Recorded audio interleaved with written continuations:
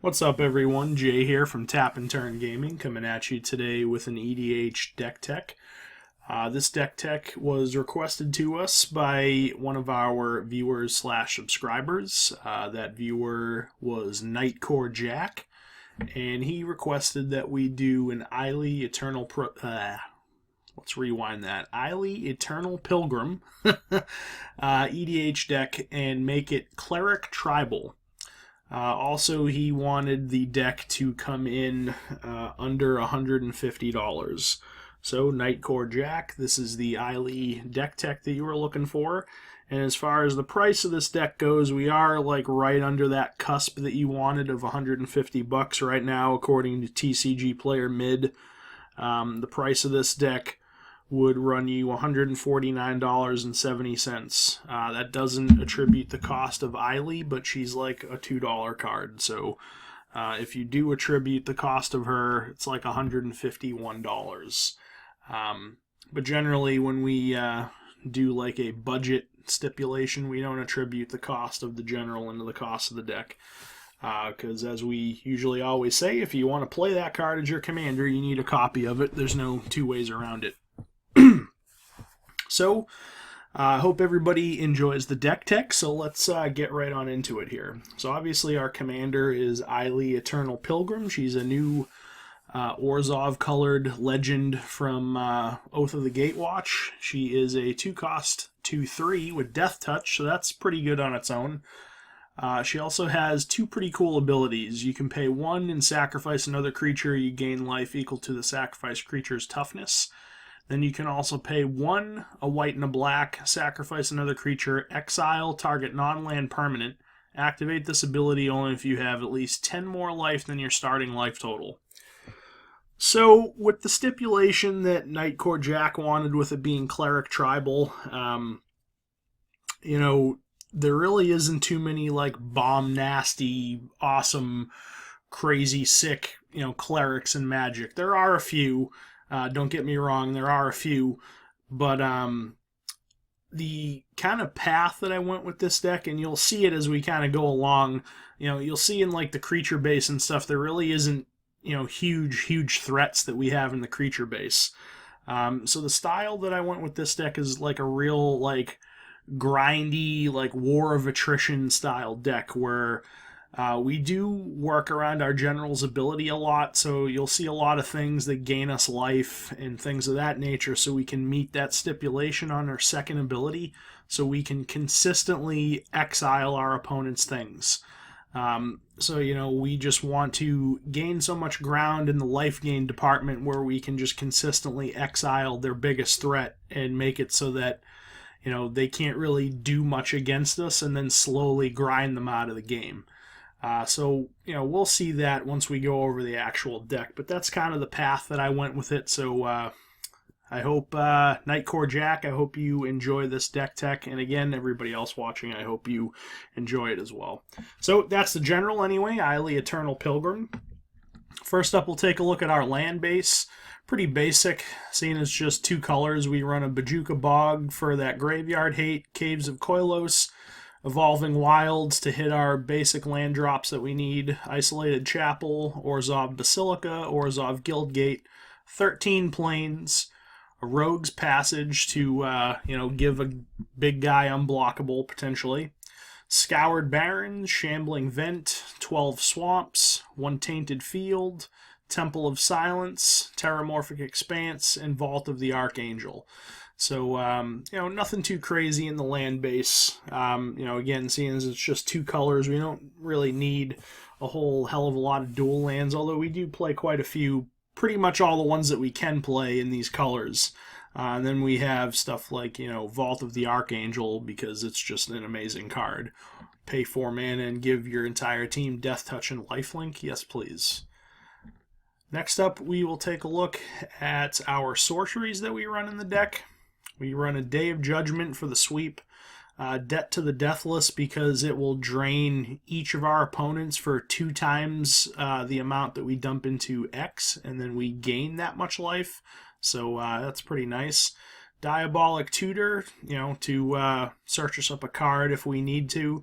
Exsanguinate is very similar to Debt to the Deathless, except it doesn't double the life lost. It just each opponent loses X life, and we gain life equal to the life lost that way. Increasing Ambition, another tutor that we can also flash back, and if we flash it back, we tutor for 2 cards. Life's Finale, another sweeper where we can rip 3 cards out of our opponent's deck and chuck it into their graveyard. And Ruinous Path, just as some spot removal.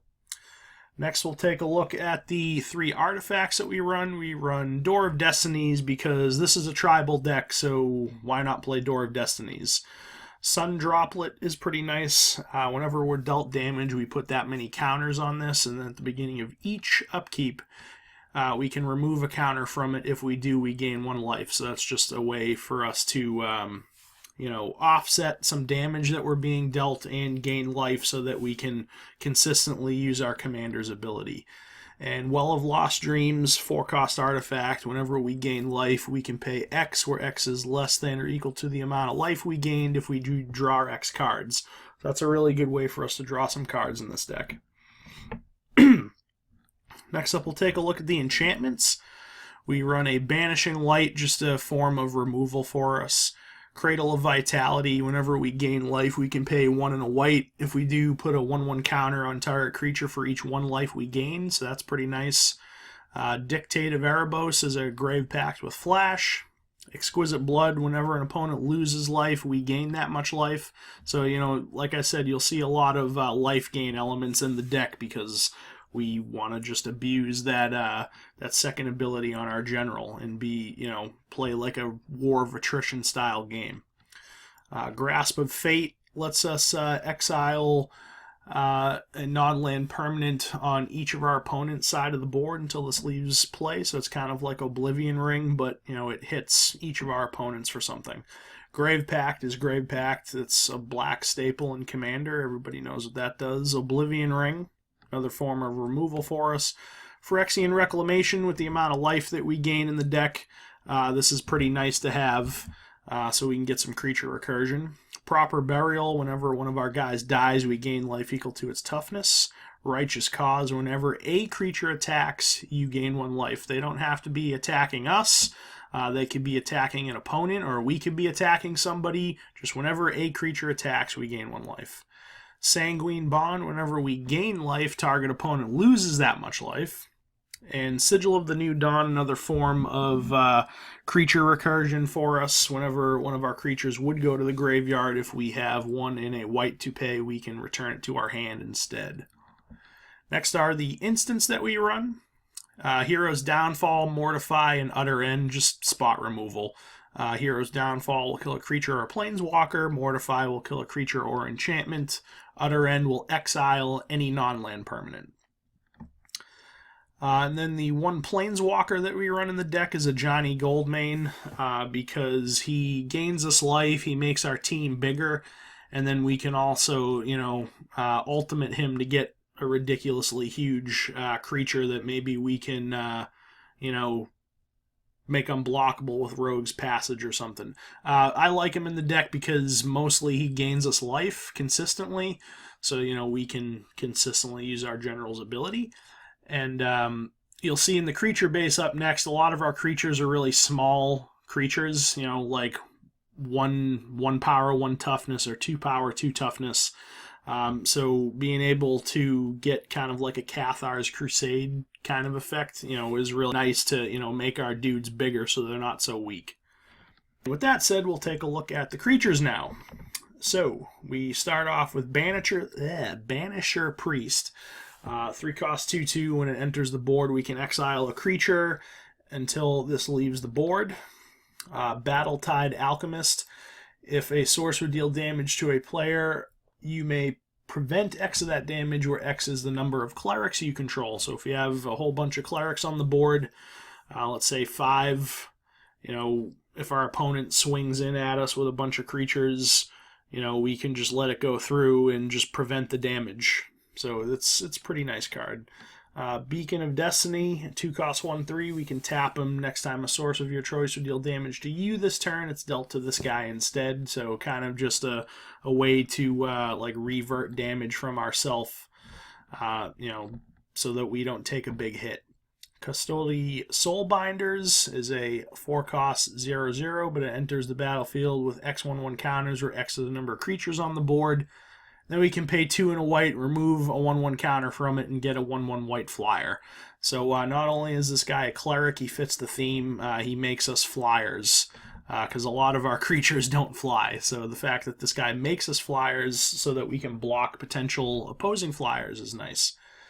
Devoted Caretaker, we can pay a white and tap it. Target permanent you control gains protection from instants and sorceries until end of turn, so something that we can use to protect our stuff from like spot removal.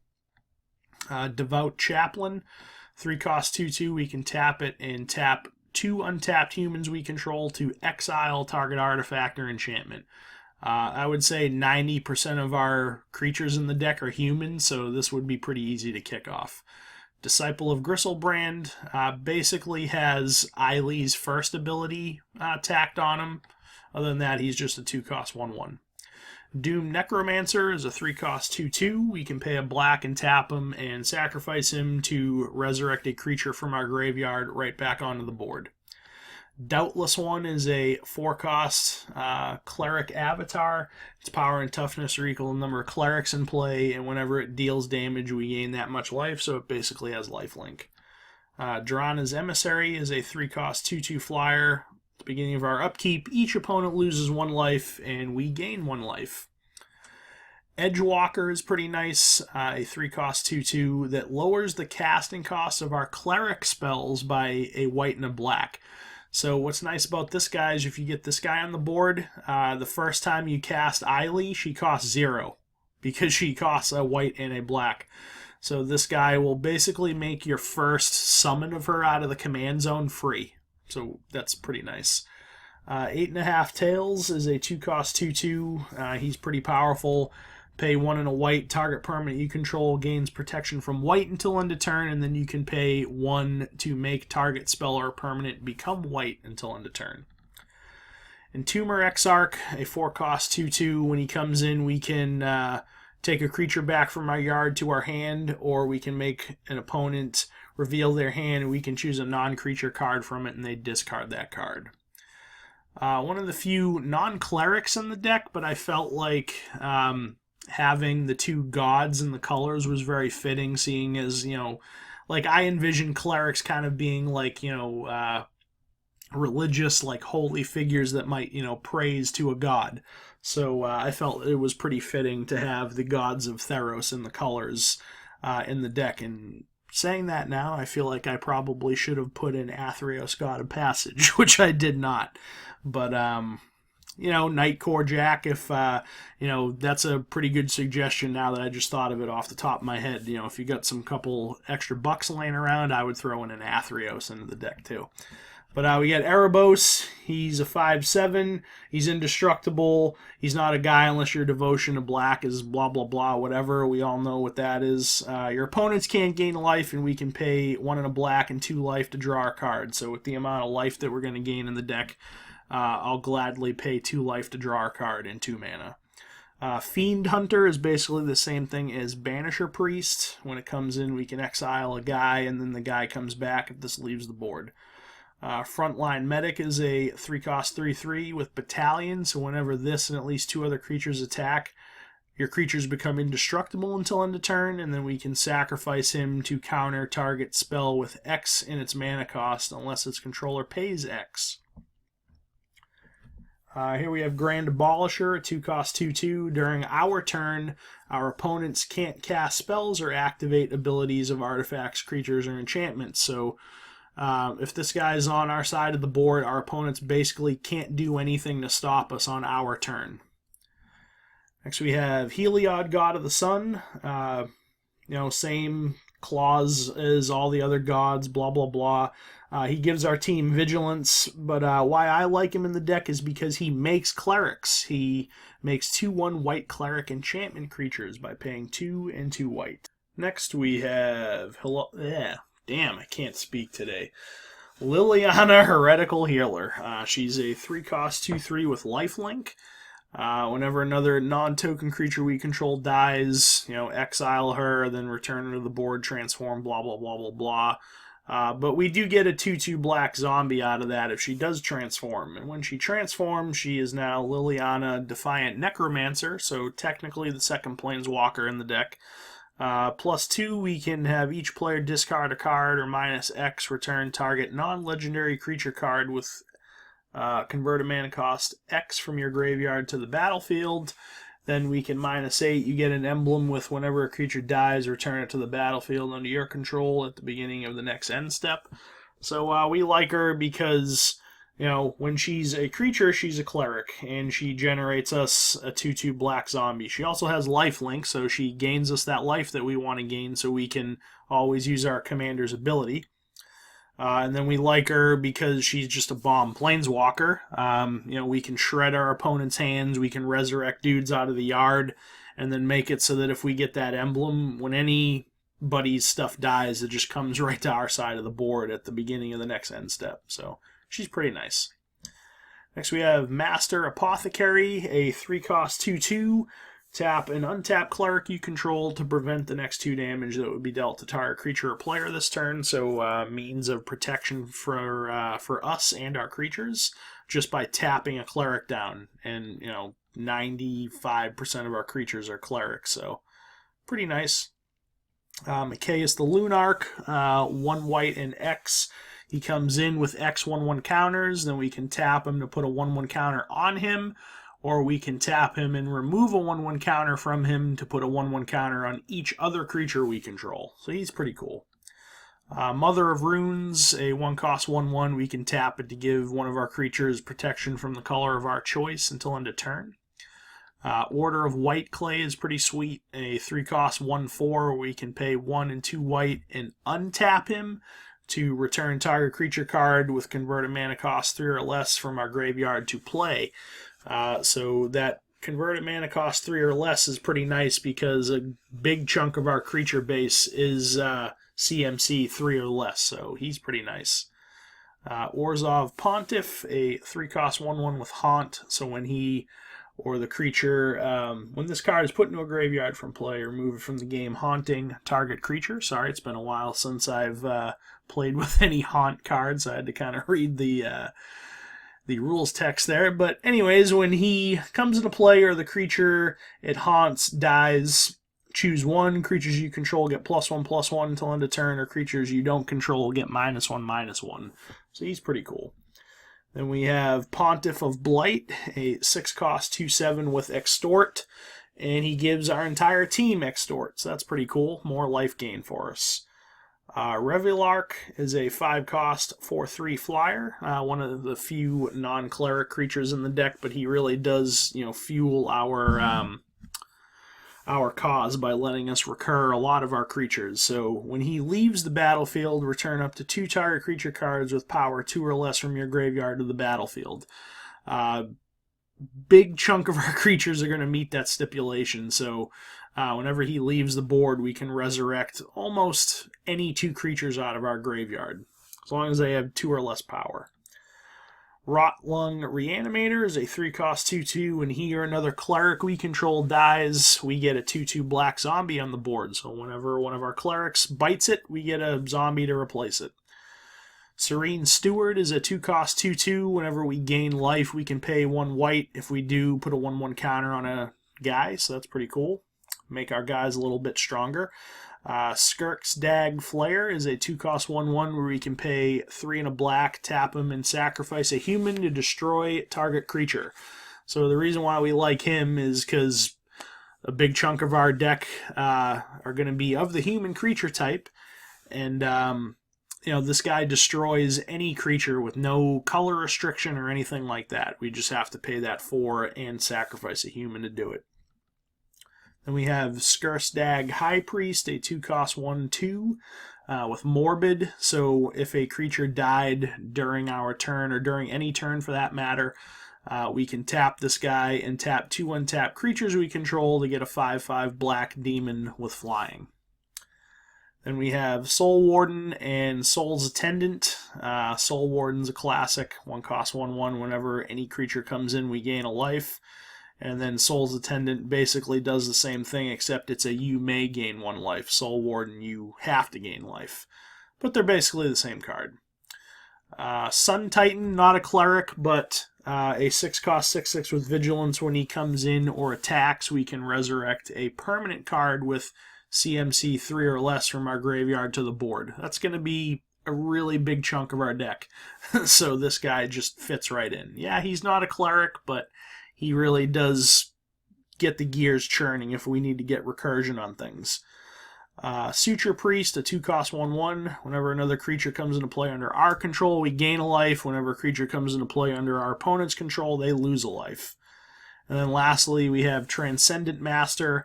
Really just a beater for us. He comes in as a 3/3, 4/3, and he has level up for 1. So, we can dump that mana into him to start leveling him up. Once he reaches level 6 to 11, he's a 6/6 with lifelink. If he gets to level 12 or higher, he's a 9/9 with lifelink that's indestructible. So if you get him up to that, he's going to be extremely hard to remove, and he's going to gain you boatloads of life. So that about wraps up the deck, guys. So Nightcore Jack, I hope you enjoyed it. Everybody else that's watching right now, hope you enjoyed it as well. Just a couple of other things to look at about the deck before we sign off here. The color balance, we are a little bit heavy on white compared to black, but it's not a terrible balance.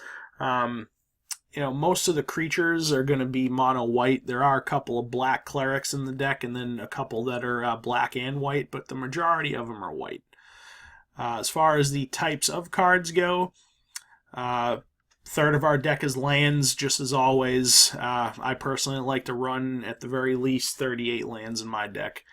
Then we have a pretty big chunk of our deck is creatures. We run 35 creatures.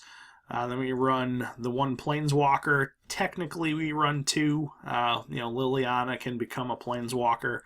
Then we run 3 artifacts, 12 enchantments, 7 sorceries, and 3 instants. Our mana curve is very, very low. We don't have anything higher than CMC 6. So, we got some stuff to play on turn 1, more on turn 2, and then the most on turn 3. So that mana curve right there, we go up to 3 and then we curve down from 3 to 6. So very, very low mana curve. And you'll probably have noticed that I don't run any mana rocks or anything into this deck. I really didn't feel like we needed it with the mana curve being so low on the creatures and stuff like that. It just didn't feel like we really needed the mana rocks for much of anything. Just figured we'd pack in some more value into the deck. But yeah, that's about it, guys. So again, this was a Ayli Eternal Pilgrim deck, Cleric Tribal, requested to us by Nightcore Jack. So again, Nightcore Jack, I hope you enjoyed it. So leave me some comments in the comment section below. Let me know what you think of the deck. If there are any cards that you would add into the deck. Maybe I missed the ball on some pretty flavorful cards that could have gone in. Let me know if there's any cards that you would take out and replace with something else, whatnot. I really like to hear your guys' suggestions and stuff like that. So leave me some comments about the deck. Thumbs up the video if you did enjoy it, so we know to keep making decks like this for you guys in the future. And if you're not already subscribed to our channel, Tap and Turn Gaming, please crush that subscribe button. We really do appreciate it. But anyways, this has been Jay with Tap and Turn Gaming. Again, hope everybody enjoyed watching the video. Like, comment, subscribe, all that stuff, and we'll catch you later. Thanks a lot for watching.